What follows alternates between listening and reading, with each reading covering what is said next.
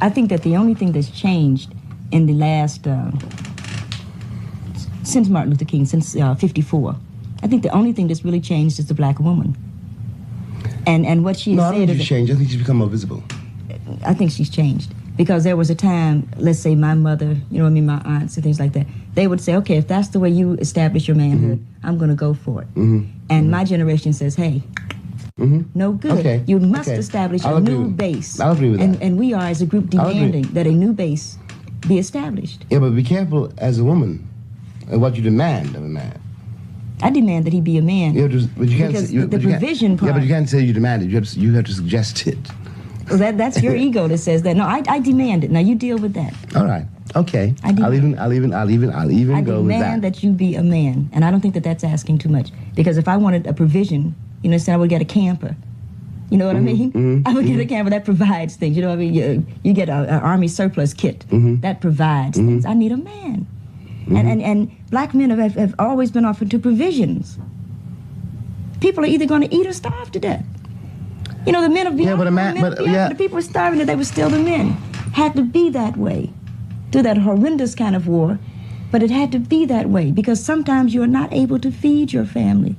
Sometimes you are not able to clothe your family. Do you then also deprive them of your manhood and of the input that a man has? Who teaches my son how to pee? Yeah, but you see? Yeah, but you're talking. I agree with you. I see that very well.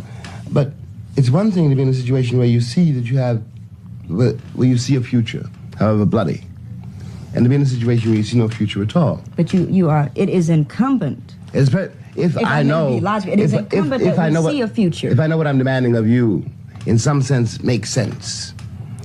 If I know the fact the kid is not eating today or tonight or tomorrow, in some way makes sense. Yeah, then I can be there. But if it doesn't make any sense, and if I don't see anything coming out of it at all, will he eat if you're not there? If you're on welfare, he won't eat if I am there. That's the law. But I don't want to get bogged down into that. What I really mean is that yes, a man can do that if he sees a way. If he sees that it means something. My father couldn't see that. And he was quite right. Because there wasn't anything. There's something. Because all I know that works in the world is a relationship. Yes, all right. Okay, that's all that's going to work. It takes two people to have a relationship. Yeah, but the relationship... If you don't have a dream, fake it. But the relationship, you can't fake a dream. You got to fake it. Because we don't have dreams these days. How the hell can you have a dream? For what? Well, it isn't... So everybody's jiving, but let's jive on that level. If I love you, I can't lie to you. Of course you can lie to me. And you will. If you love me and you're going off with Maddie someplace, you're lying to me. Because what the hell do I care about the truth? I care if you're there. What Billie Holiday say, hush now, don't explain. All right, I accept that. Of course you'll lie to me. Because I don't even want to care. What does the truth matter? And why are you going to be truthful with me when you lie to everybody else? You lied when you smiled at that cracker down the job, right? Lie to me, smile. Treat me the same way you would treat him. I can't treat you the way I treat him. You must. Because I've caught the frowns and the anger. He's happy with you. Of course he doesn't know you're unhappy. You grin at him all day long. You come home and I catch hell. Because I love you, I get least of you. I get the very minimum. And I'm saying, fake it with me. Is that too much of the black woman to ask of the black man? For 10 years, so that we can get a child on his feet that says, yeah, father smiled at mother.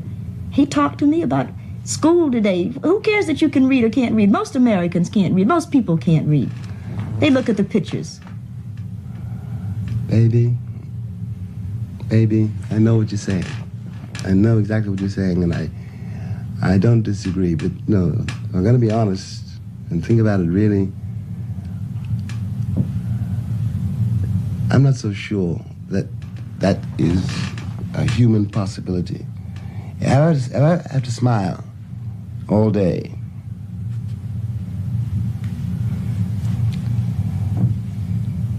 and the cat on the job, the foreman, you don't understand why I'm smiling. Not because I want to smile, I'm smiling because that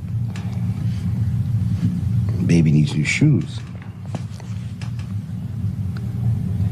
I can't give a performance all day on the job and come home and give a performance all night in the house. Okay, so one of the performances will stop. Yes. So you say, and okay, I might be willing to go with it, but who's going to pay the rent? You're back to that again. The rent will get paid. Look, baby, I'm willing to play it your way, but you have to see my point of view. I see your point of view. But the rent will have to get paid. The price of the rent is my smile. No, no, no. I don't want you prostituting yourself. I demand. I don't want you prostituting yourself either. One of us has got to work. You will work it out. Because you are intelligent enough and you are sensitive enough. You are a man enough to work out a new system. Because we started off with everybody's protest now and we're back there again. As long as the assumptions are the same, nothing will change. Mm-hmm. Okay. So we must corner ourselves to make a new assumption. Okay, I buy it. In case it was sort of like left up in the air or somebody, like I didn't get it across. I really think that my father, Jones Giovanni, is a groovy cat, and he's lived with my mother now for 35 years under holy wedlock, and I think that that's good for them. I think that that sort of thing worked for them. Mm-hmm. And I think that that's the main thing that they were able to love despite it all. That's what we were talking about before. Right, exactly. And you, by the way, you do not have to tell me that you love your father. I knew that. Yeah, I think he's a gas. Yes, I just don't want to marry him. I don't want to say you didn't. No, you didn't fail us. Okay, you didn't fail us. The white supremacist system is just beating all of us. Black men will say that too about black women. That black women have let them down. Right. Well, you see what I'm saying? It's just like the Julia syndrome. Diane Carroll and the Julia. Black women have been programmed via TV and everything else. You don't need a black man. You just need a white man to give you a job. At the same time, they're saying to the black man, you don't want a Sapphire. She's too argumentative. She talks too much. Mm-hmm. You see what I'm saying? What you need is a white woman. Now, what does this produce? This produces maintenance of white supremacy. Why? Because you have divided and conquered the black man from the black woman. Just like you divide and conquer non-white people. I have to make this point. Gloria Steinem? Here, let me give you a hint. So I was reading an online article to which I came across something that I didn't know about Gloria. It talks about Gloria's new book, My Life on the Road, recounting her life, journeys, and travels, but look at the bottom paragraph. What is often missed or mischaracterized, however, is the work she did as a CIA agent. Steinem was a spook. Confused, I decided to dig a little deeper. Black feminism, the CIA, and Gloria Steinem. What follows is a fact sheet about Gloria Steinem's operations against the various social and political movements in America, particularly her role in creating a hateful and virulent strain of black feminism that attacks black men while partnering with the white establishment. Steinem first came across the radar of black men when she put a book called Black Macho and the Myth of the Superwoman by Michelle Wallace on the cover of Miss Magazine, to which she controlled. Let's read on. The book was written by a black feminist and activist, quote-unquote, named Michelle Wallace, who came out of nowhere. She was in her early 20s, yet she was being touted as the leader of black feminism. In the book, Wallace called abolitionists like Harriet Tubman and Sojourner Truth ugly and stupid for supporting black men. She called black revolutionaries chauvinist macho pigs and advised black women to go it alone. Go it alone? Do it alone? I don't know. But peep what Gloria said. Gloria Steinem said that Wallace's book would define the future of black relationships, and she pushed hard to make sure the book received massive publicity. Define the future of black relationships? What's the bottom line? The bottom line is the so-called black feminist movement was created and manipulated by the CIA from the very beginning. The only difference between black revolutionaries and black feminists on this issue is that black revolutionaries know they were infiltrated and manipulated, but black feminists are still unwilling to admit that they were infiltrated and manipulated, largely because they are highly invested in the hateful brand of black feminism. It is now a central part of the culture of black women, and this fact has led to the destruction of the black revolution and the complete distortion of black relationships, and the CIA had a direct hand in creating this situation. So black woman, Gloria Steinem, your American journalist, feminist, social political activist, and CIA agent, she was used to cause disunity in the black family through the use of feminism. Remember that book we read earlier, the one on the Black Myth by Michelle? She said that would be the future for black relationships. Nothing positive in that book was written about the black men. They were putting them down. So the next time you think about supporting her, ask yourself. Male violence and men's attitudes about women and say it's all patriarchy. And I'm not dismissing patriarchy. I'm not dismissing structural racism. But if you really want to understand how some men relate to women in terms of their attitudes and behaviors, you have to go back to their earliest childhood experiences with their mothers. And when we look at the data, particularly in Black communities on child abuse, the data tells us that the majority of the abuse and the fatalities are perpetuated by women. And so if you want to figure out why a man is a misogynist, you've got to go back to those early childhood experiences. And people don't want to have that conversation because then we have to talk about maternal violence and women's complicity in creating the very men who hate us. So, yeah, you are making the point that when mom beats her son, that leads to him growing up to beat his wife or girlfriend. Yes. She sets the template. That is his first, intimate relationship with a female. Yeah. And so you see it all the time, these women and who he loves her. The young child loves her in a romantic way. Well, I don't know if it's romantic. I don't know much. He sees her as like a girlfriend almost. He has that sort of. I've never been a boy, so so I don't know. Okay. But it's that first relationship with a female, and he's setting the tone. And what happens is he's not going to make his mother pay for all that pent up aggression and rage. He projects it, elsewhere. Think about our rap artists. I think about Tupac. Although you were, a dope fiend mama, you always were a black queen. You grabbed me and put a whoop into my backside, right? And this is the celebration of a black mother can be a crackhead, beat the crap out of you, and still be a god and worshipped. But then, they redirect all of that pent up rage and aggression toward other women in our communities. With us, also, it's, as in my story, it's more than just the actual violence. There's also the threat. Mm-hmm. I will whoop you, right? Like somebody who's beaten you, they might do it again. So now if I am acting on the potential of that threat. So that, and when we are comfortable saying, I brought you in this world and I can take you out. Obviously spare the rod, spoil the child. Which isn't even in the Bible. Right. It's not even in the Bible. Wow. That sentence is not there. That's amazing that we've heard so many times the Bible says, and it's actually not there. No. So many people have heard, I'll whoop you till the white meat and other sorts. Bernie Mac.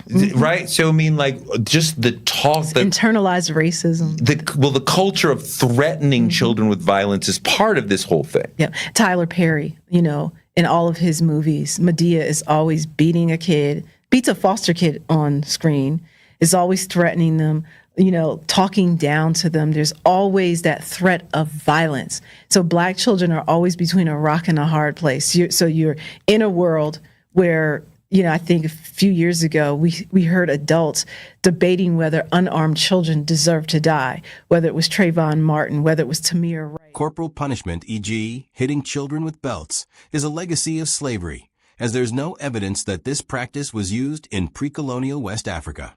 In her book titled Spare the Kids, Why Whooping Children Won't Save Black America, Dr. Stacey Patton states, whooping children didn't begin as a black thing.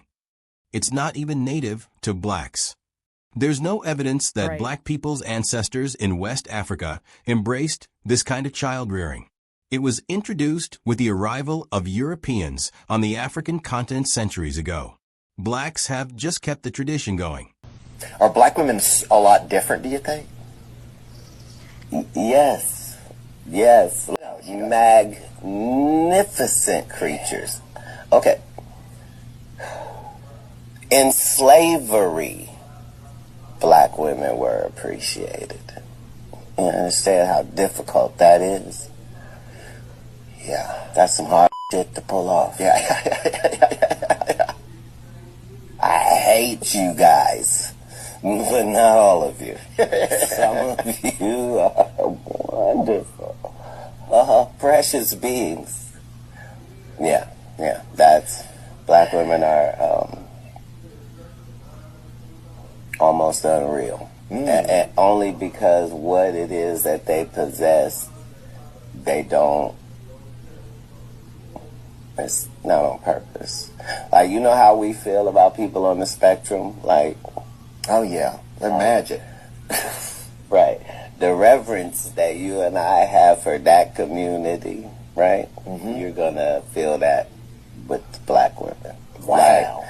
Like they're really where the word nurture comes from.